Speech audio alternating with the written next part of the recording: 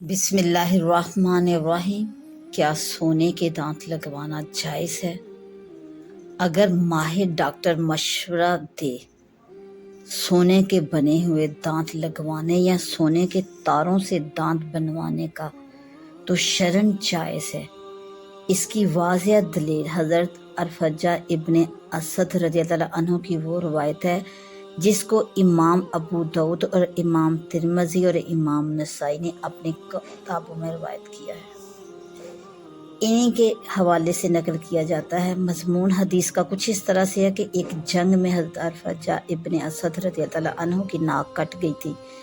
انہوں نے چاندی کی مصنوعی ناک لگوا لی۔ کچھ دنوں کے بعد اس میں بدبو پیدا ہونے لگی تو آپ صلی اللہ علیہ وآلہ وسلم نے حکم دیا کہ وہ سونے کی مصنوعی ناک لگوا لیں۔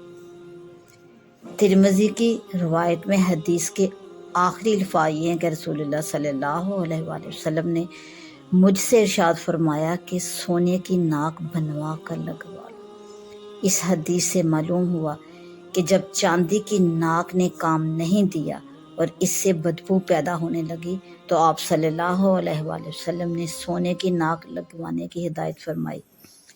اس سے دانت کا مسئلہ بھی معلوم ہو جاتا ہے۔ چنانچہ امام ترمذی، امام ابو داؤد دونوں نے اس حدیث سے دانتوں میں سونے کے استعمال کا جواز سمجھایا ہے، اور دانتوں کا حکم بھی یہی ہے کہ ناک کی طرح ان میں بھی سونے کا استعمال جائز ہے۔ یہ حکم دانتوں کے لیے اس حدیث سے بطور قیاس ثابت ہوتا ہے۔ پھر اس میں بھی کوئی فرق نہیں کہ دانتوں کو سونے کے تاروں سے باندھا جائے یا دانت ہی سونے کے بنائے جائیں، یعنی دونوں صورتیں جائز ہیں۔ اور اس سے بھی زیادہ صریح وہ حدیث ہے جس کو امام ذیلی نے ابن قانع کے حوالے سے نقل کیا کہ عبداللہ بن ابی بن سلول کے بیٹے حضرت عبداللہ رضی اللہ عنہ نے بیان کیا کہ غزوہ احد میں میرے آگے کے دانت ٹوٹ گئے تھے۔ رسول اللہ صلی اللہ علیہ وآلہ وسلم نے مجھے حکم فرمایا کہ میں وہ دانت سونے کے لگوا لوں۔ فَأَمَرَهُ النبی صلی اللہ علیہ وآلہ وسلم۔ اور مسند احمد کی روایت سے نقل کیا کہ حضرت عثمان رضی اللہ عنہ نے اپنے دانتوں پر سونے کے خول چڑھوائے تھے۔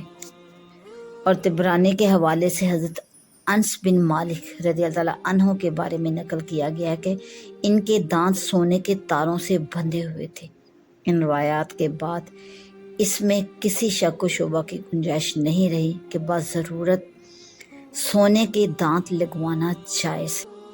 اس سے سمجھا جا سکتا ہے کہ اگر ماہر ڈاکٹر اس پر مطمئن ہو کہ سونے کے دانتوں کی ضرورت ہے اور چاندی وغیرہ سے ضرورت پوری نہ ہوگی تو پھر سونے کے دانت لگوانا جائز ہے، اور اگر سونے کے بجائے چاندی کے دانتوں سے ہی ضرورت پوری ہو جاتی ہے تو پھر چاندی کے ہی دانت لگوانا ضروری ہے۔